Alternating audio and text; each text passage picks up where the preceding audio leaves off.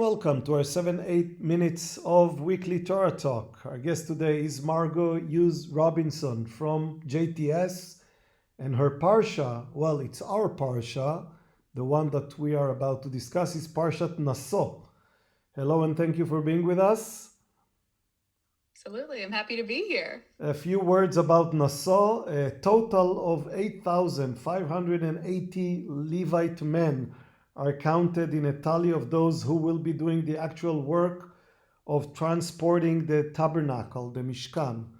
God communicates to Moses the law of the Sotah, the wife suspected of unfaithfulness to her husband. Aaron and his descendants, the Kohanim, are instructed on how to bless the people of Israel. The leaders of the 12 tribes of Israel each bring their offering for the inauguration of the altar. The first pasuk of the parsha says, it's actually the second pasuk, Naso et rosh bnei Gershon gam hem levet avotam lemishpechotam. Take a census of the sons of Gershon, of them too, following their fathers' houses according to their families. So let's jump to an item that I didn't mention in my introduction, and that's the thing we call Nazir.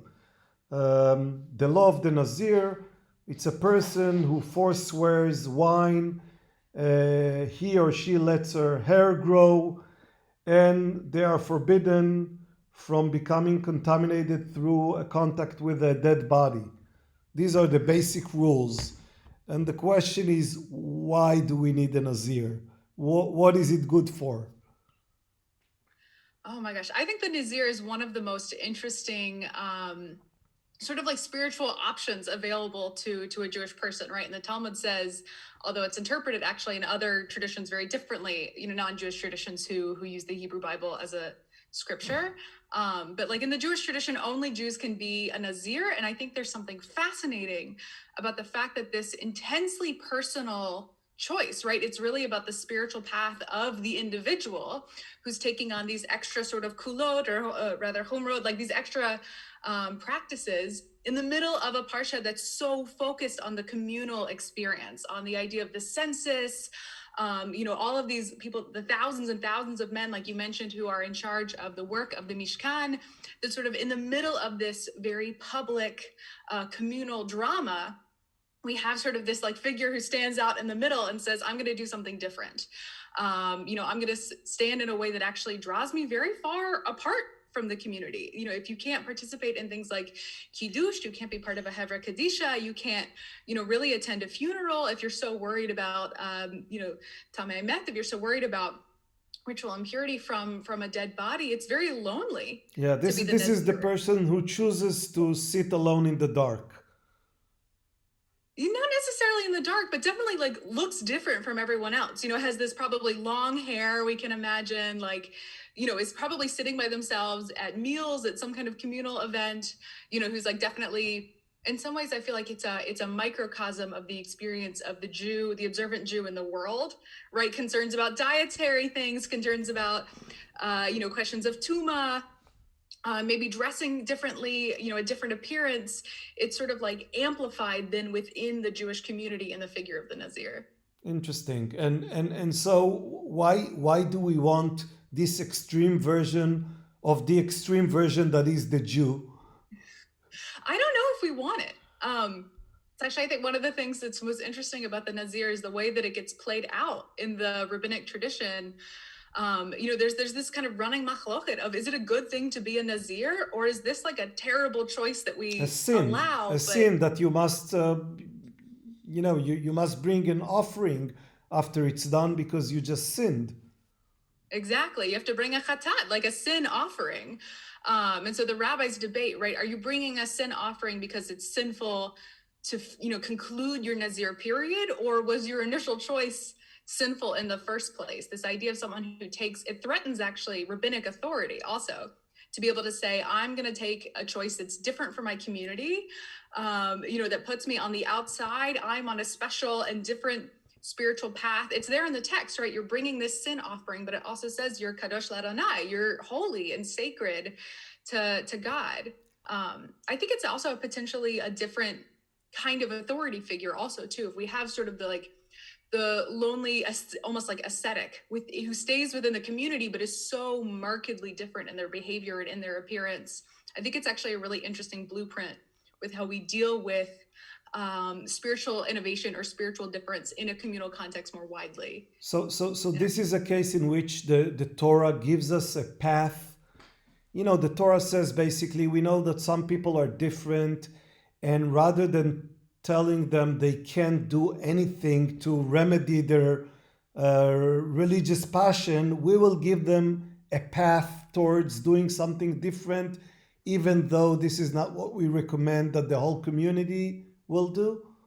Yeah, it's almost like, like a box for almost like a transgressive piety in a way, I think. And maybe too, like a piety that requires individual reflection. I think, like the rabbinic project is so focused on the building of community. Again, even here in the Parsha, right? The Nazir is standing out in the midst of the labor of the Mishkan. Is like, I have a different project. I'm gonna see you guys. I'm gonna sit over here and have my great free meal and stay really far away from everyone else. And yet they don't go live up on a mountaintop. They're still in the community. And I think that tension can be so spiritually productive, but also can be really damaging. And we see that even in our tradition. We have in the Talmud, or the Mishnah specifically, the example of Halini Hamalka, right? Queen Helene, who's a Nazir for 21 years, because she originally is like, I'll be a Nazir for 7 years. And then she messes up. So she has to do another 7. And then she messes up again and does another 7. She's sort of tortured through her own commitment to her decision. And then on the other end of it, we have Samson, right? In Shoftim, in the book of Judges, who is this he's his own kind of Nazir, right? Because you can be a temporary Nazir or a Nazir Olam, a kind of permanent Nazir. And then there's this third rail that is the Nazir Shimshon. And he's got this lonely path because an angel, it's a divine decree that makes him a Nazir. And his whole life, I think, is a wrestling with, what does it mean to have this status? What does it mean to have the powers associated with this spiritual status, but also these extreme kind of painful limitations? Right. You talk a lot about this tension between the communal and the personal. Do we see any role for the Nazir in maybe educating the community to tolerate people who are somewhat different or somewhat extreme in their expressions of religiosity, spirituality, maybe some artistic people with artistic nature? Absolutely. I think there's a lot to be learned from the Nazir as both the person who has who's being, at least, typically for a period of anywhere from 30 days to 7 years, but is holding this lived test case of what it means to live right at the intersection of the personal and the communal path. But also probably, as a person who has really deep wisdom, not only on what it means to step outside the community, but someone who actually has to reintegrate, right? Especially if you were a Nazir when the temple still stood, it had an end date most of the time. And so you not only had to learn how to take a step away while still maintaining all of these relationships, but also how to come back and reintegrate and reorient into a regular life. I can't imagine what it would feel like if you hadn't touched great products, in 7 years, or the family events you might have missed because you couldn't go, into the cemetery, you couldn't be part of a Hever Kadisha, to suddenly, it might be kind of shocking also to see yourself even different, to look, at your reflection and see that your hair was suddenly, so much shorter than it had been, especially if you grew it for years.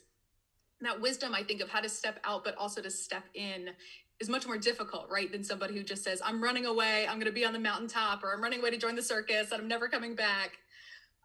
But actually, I know that I have to leave a way back in for myself, and I have to leave a way back in for my community. Right, and the process of going back in is a process with many rules in and of itself. The Torah doesn't just tell you, okay, now the time is up, you can go back to the community. You have to go through this very dramatic process.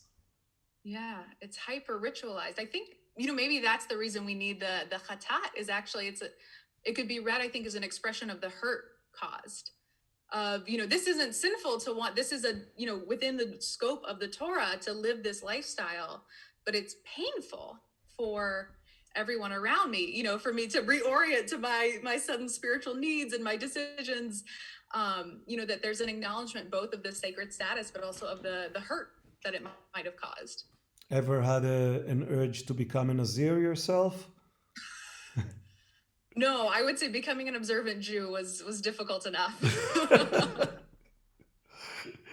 I also, this is the longest I've had my hair. I feel a little bit like a Nazir with the end of COVID with my hair this long. Well, I must say that staying away from the wine is the most difficult part for me. Would also be very difficult, I think, in COVID. I think actually it does feel, I mean, everything feels matim, like, you know, connected and appropriate in a pandemic because it's such an extreme Situation. moment. But I think there is some space, I think, for the Torah of the Nazir in this moment of when like reconnection is on the horizon of like, you know, we had to so rapidly adjust that what does it mean to sort of slowly walk back and be respectful of differing needs, you know, both health-wise, emotionally, physically, this kind of like reemergence and like creeping back to each other that's so tenuous. We're all so nervous about it. I'll speak for myself. I'm nervous about it. Well, as you should be. Thank you so much for being with us and talking about Parshat Naso, and Shabbat Shalom. Shabbat Shalom. Thanks so much for making the time. It was a pleasure.